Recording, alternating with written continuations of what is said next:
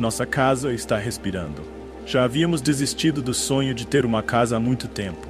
Nós tínhamos sido superados pelo preço pós-Covid, pura e simplesmente. Eu tinha aceitado nosso destino. Estaríamos alugando um rancho de 3 quartos de um velho chamado Leonard, que media os cortes na parede com um micrômetro. Nós continuaríamos desembolsando dinheiro todo mês, ano após ano, sempre pisando na água, correndo o risco de nos afogar a qualquer momento. Mas então encontramos o número 27 da Hillside Lane, e tudo mudou. O preço estava bem abaixo do valor de mercado. Eu deveria ter percebido que havia algo errado com ela. Danos causados pela água, danos causados pelo fogo, vespas nas paredes, talvez até um fantasma ou 2. Mas a casa passou pela inspeção, e era agora ou nunca. Nós compramos a casa, foi o maior erro das nossas vidas. Percebi isso pela primeira vez quando estava preparando o jantar no 4º dia na nova casa. Enquanto eu colocava o frango empanado no óleo, xingando meus filhos exigentes que só comiam as refeições mais demoradas, senti uma brisa suave no meu braço. Eu ignorei isso, até que me virei e senti uma segunda vez no meio das minhas costas. Como se alguém estivesse me alcançando e me acariciando. Estendi minhas mãos e fechei meus olhos, focando na sensação. Mas não havia como negar. Definitivamente havia uma brisa. Verifiquei o exaustor, algo que nossa cozinha anterior não tinha, algo que ainda era completamente desconcertante para mim. Eric, você ligou o exaustor? Eu não acho. Por quê? Sinto uma brisa. Não poderia ser o sistema de aquecimento. Era uma casa velha, com aquecimento de rodapé e ar-condicionado de unidade, construída por volta da década de 1930. O corretor imobiliário nunca nos disse o ano exato, e o anúncio da Trulia fez aquele truque sujo em que alguém inseriu o ano em que foi reformado como o ano em que foi construído. Parece que está desligado, disse Eric, verificando o capô. Você sente isso, no entanto? Ele ficou parado na minha frente, concentrado. Acho que sim, ele disse finalmente. Então era isso. Nós tínhamos comprado uma casa velha e com correntes de ar, com isolamento de merda. Claro, tinha que haver algo errado. Nós tínhamos comprado a casa em setembro, quando ainda estava quente. Agora, bem em outubro, estávamos tendo aquelas noites frias de osso, onde o ar simplesmente tira o calor da sua pele. Teríamos que enfrentar um inverno terrível e contas de aquecimento terríveis, se a casa realmente tivesse tantas correntes de ar. Exceto. Só que a brisa não estava fria. Parecia quase quente. O frango estava começando a queimar. Corri e o tirei do óleo com pinças. Ava, Hayden, jantar! Enquanto eu removia os pedaços queimados de pão ralado, esqueci completamente daquilo. Naquela noite não consegui dormir, porque entrei no que chamo de espiral da morte do TOC. Quando descubro que algo está errado e me convenço de que alguém vai morrer, ou que todos nós vamos morrer, ou que o mundo vai implodir. Foi assim que o meu começou. Pesquisei no Google Random Breeze in House, e um dos resultados falou sobre um vazamento de gás. Eu tinha repassado os funerais de Ava e Hayden na minha cabeça 3 vezes antes de pegar o telefone e ligar para a companhia de gás. As crianças já estavam dormindo, e já era tarde, mas eu não me importei. Eu não dormiria até ter certeza de que a casa estava segura. O cara que tocou a campainha era um cara jovem e magro, de talvez 22 anos. Ele entrou, carregando uma caixa de ferramentas pesada. Eric já tinha voltado para a cama, completamente irritado por eu ter ligado para alguém em primeiro lugar. Você está exagerando. Não vamos morrer. Faça isso de manhã. Normalmente eu atiraria nele de volta, mas no interesse do tempo, eu simplesmente o ignorei. Então, onde você sente o vento? Perguntou o rapaz, se preparando. A cozinha. Ele pegou um tipo de medidor. Ele soltou um bip. Ele andou pela sala, então subiu as escadas e desceu. Pegou outro medidor e fez a mesma coisa. Não há vazamento de gás? Ele me disse enquanto colocava o medidor no chão, pegava seu telefone e mandava uma mensagem para alguém. Espero que ele saiba do que está falando. Mas todo o resto parece normal? Insisti. Seus níveis de CO2 estão um pouco altos. Quantas pessoas você tem morando aqui? 4. Sério? Só 4? Algum animal de estimação? Não. Acho que é ventilação ruim ou algo assim, mas todo o resto está normal. Radônio, gás natural, Vox. Ele começou a me contar como eu poderia comprar um medidor de qualidade do ar na Amazon, mas eu não estava ouvindo, porque eu senti de novo. A brisa estava contra minha nuca, contra minhas orelhas e minhas bochechas. agitando todos os pequenos fios rebeldes que tinham escapado do meu rabo de cavalo. E eu percebi uma coisa. A brisa estava mudando de direção. Os pequenos pelos da minha nuca esvoaçaram para um lado. Então, alguns segundos depois, eles esvoaçaram para o outro lado. Que diabos? Você sente isso? Agora mesmo? A brisa? Sim, eu sinto isso, na verdade. Parece que está indo em direções opostas, tipo para dentro, para fora, para dentro, para fora. Eu parei engolindo em seco. Como se alguém estivesse bem aqui, respirando. Ele olhou para mim. Então ele abaixou a voz. O corretor imobiliário lhe contou o que aconteceu nesta casa. Minha garganta ficou seca. Não. A família que viveu aqui antes de vocês, ele disse respirando fundo. Encontrados mortos, todos os 4, pendurados naquela árvore lá fora. Ele apontou para o quintal. Meu estômago caiu no chão. Ninguém compraria a casa porque todos achavam que ela era mal assombrada. É por isso que era tão barata. E então o cara soltou uma risada sibilante. Estou só brincando com você. Senti o calor subir as minhas bochechas. Desculpa. Espera, sério, desculpa. Você não vai me denunciar para meu chefe ou algo assim, vai? Forcei um sorriso. Não, tá tudo bem. Droga, crianças. Ok, obrigado, muito obrigado. Ele fez as malas. Então você está bem, certo? Eu assenti. Obrigado por ter vindo tão tarde. Ele saiu na escuridão. Bati a porta com força, meu corpo todo tremendo. Respirando. Foi realmente assim que me senti. Não era o tempo todo. Às vezes eu não conseguia sentir. Às vezes eu conseguia sentir. Poderosamente. Acabei aceitando a sugestão dos caras e comprando um medidor de qualidade do ar. Ele estava certo. Os níveis de CO2 estavam realmente altos. Então abri algumas janelas para ventilar. E porque era muito menos perturbador quando as janelas estavam abertas. No entanto, como se viu, a brisa estava longe de ser a única coisa errada naquela casa. Na tarde de terça-feira, decidi desempacotar algumas coisas enquanto Eric estava no trabalho e as crianças estavam na escola. Eu estava me sentindo frustrada, tanto com o meu trabalho. Eu estava editando fotos depois de uma das minhas sessões de fotos de família, quanto porque parecia que eu tinha perdido meu anel de noivado pela enésima vez. Além disso, a casa estava realmente me incomodando. Tudo parecia muito vazio, muito estéril. Ainda não era nossa, sem a galinha vermelha de cerâmica na cozinha, ou a colagem de fotos de família na parede, ou minha foto de uma floresta de outono pendurada no saguão. Então peguei o localizador de pinos, alguns pregos, e comecei a trabalhar. O stud finder era um daqueles magnéticos que você pendura em uma corda para encontrar os pregos nos pinos. Então eu estaria pregando em madeira em vez de drywall frágil. Então lá estava eu, balançando o stud finder para frente e para trás em um pedaço de fio tingido em frente à parede, como algum tipo de esquisito. Esperei sentir um puxão, esperei que ele pegasse. Não aconteceu nada. Fiquei ali por 15 minutos, reposicionando o localizador de pinos, me aproximando e me afastando, segurando-o em um ângulo, balançando rápido e devagar. O localizador de pinos nunca encontrou um prego. Estou usando errado, mas eu já tinha pendurado coisas algumas vezes antes. Nunca tive tanto problema.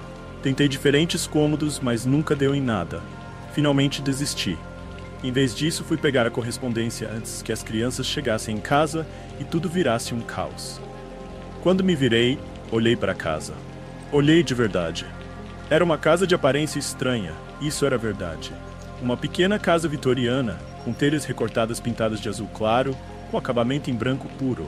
Uma varanda com colunas de suporte gravadas, vazia, exceto por uma velha cadeira de balanço que os antigos donos tinham deixado.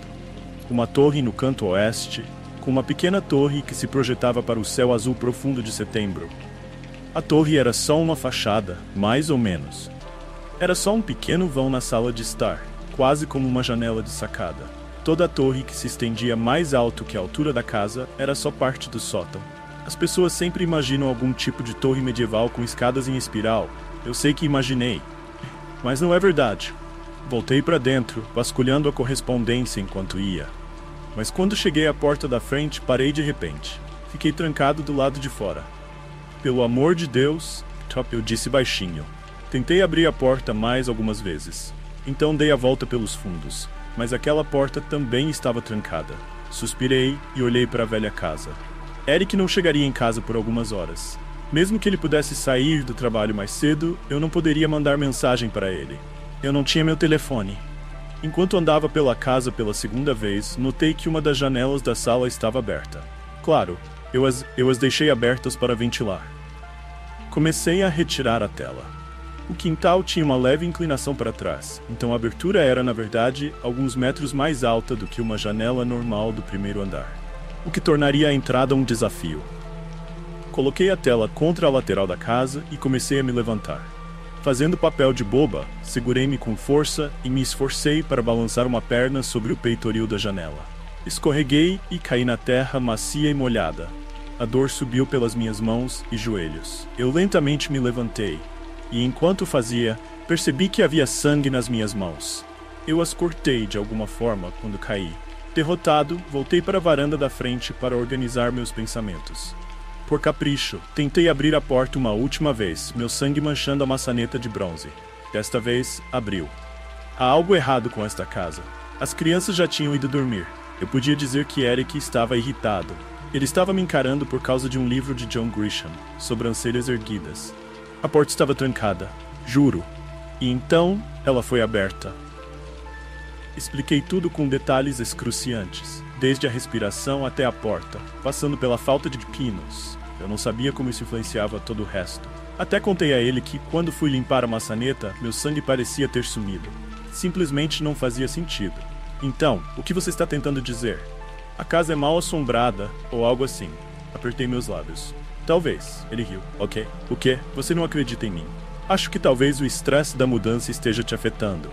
Ele fechou o livro e o colocou de lado, parecendo mais sério agora. Ficamos no rancho por quase 10 anos. É uma grande mudança. Tudo é tão novo. Eu também não estou me divertindo muito com isso, para ser honesto. Realmente? Tudo está no lugar errado o tempo todo. Não consigo encontrar nada. E está sempre muito quente aqui. Fico todo suado à noite. E bem, sua expressão mudou, de repente, quando ele olhou para algo atrás de mim. O quê? Acho que notei algo meio estranho também. Meu sangue gelou. O quê? Ok, então. Tipo, olhe para o batente da porta do armário, ele disse. Olhe para cima no canto. Virei-me e olhei. O acabamento de madeira ao redor da porta do armário era chanfrado e pintado de branco, como moldura ou lambril. Um pouco mais chique do que o quarto merecia, mas não notei nada de estranho. Não vejo nada. Olha, não tem costuras. Eu fui até a porta. Ele estava certo. No canto eu esperava ver uma costura fina, onde o acabamento lateral encontrava o topo. Mas não havia nenhuma. Parecia que alguém tinha esculpido todo o acabamento em um único pedaço de madeira, o que nem parecia possível.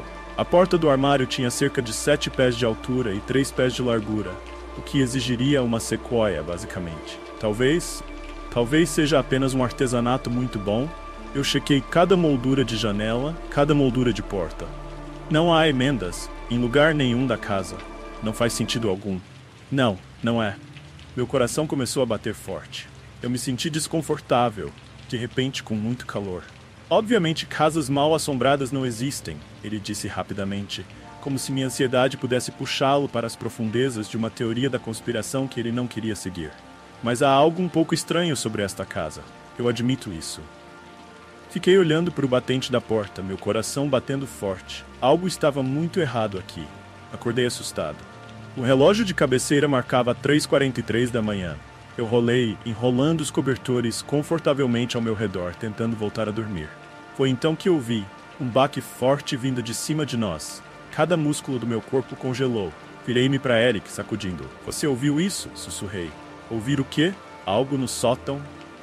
Ele murmurou algo sobre esquilos e morcegos, e como não havia nada para se ter medo, eu o sacudi com mais força. Finalmente ele se sentou na cama, gemendo. Ok, ele disse, vestindo as calças. Vou dar uma olhada. Eu disparei pelo corredor para verificar as crianças enquanto ele puxava a escotilha do sótão.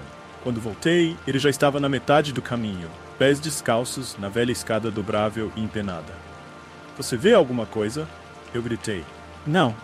Eu o vi desaparecer no sótão, as sombras o alcançando, cobrindo-o completamente, como se a escuridão não fosse apenas a ausência de luz, mas algo, uma presença. Prendi a respiração, ouvindo seus passos ecoando acima de mim. Espere, o que é isso? Meu sangue gelou. Espere. Eu não deveria ter subido atrás dele. Mas no momento a curiosidade, o medo me agarrou e eu me lancei escada acima, telefone pronto para discar 911. Quando encontrei Eric, ele estava parado no extremo oeste do sótão, o canto onde ficava a torre. Ele estava parado na porta dela, onde o sótão dava para o andar final da torre. Sua forma estava bloqueando tudo que ele estava olhando. Eric, o que é? Por um momento, ele não disse nada, nem mesmo se virou para olhar para mim. Eu não sei, ele finalmente respondeu. O que você quer dizer com não sabe? Andei em direção a ele, a lanterna do meu telefone escaneando o espaço inacabado. O isolamento pendia das paredes como tufos de algodão doce. Compensado, rangia sob meus pés. Apressei o passo, e então espiei por cima do ombro de Eric para o espaço. No chão, havia uma corda torcida, molhada com algum tipo de fluido. Meus olhos a seguiram até uma forma, caída no canto. Parecia aproximadamente humanoide. Por um segundo de parar o coração, pensei, ah não, o antigo dono nunca foi embora. Mas percebi na luz que não era um corpo. Era algo talhado em madeira com nós, e isolamento rosa e carnudo, e manchas de drywall branco. Partes da casa moldadas na forma de uma pessoa. Algo brilhou em um de seus dedos de madeira. Meu anel de noivado. Enquanto olhávamos em silêncio e atordoados, houve um estalo horrível de madeira, e juro que a coisa inclinou a cabeça.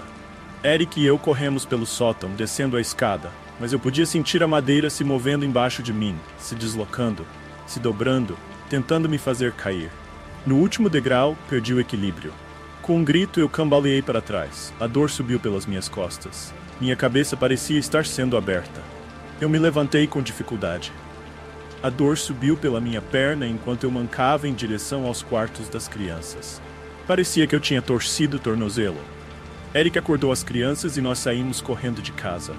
Na entrada da garagem, enquanto nos acomodávamos no carro, eu podia ver movimento. Movimento no sótão. Uma sombra humanoide olhou para nós da janela da torre. Agora que você chegou até aqui, me conta aí nos comentários o que você achou da história de hoje. Já se inscreveu aqui no canal? Eu vou deixar 2 sugestões de vídeos aqui na tela final e 2 na descrição do vídeo. Vejo você em breve.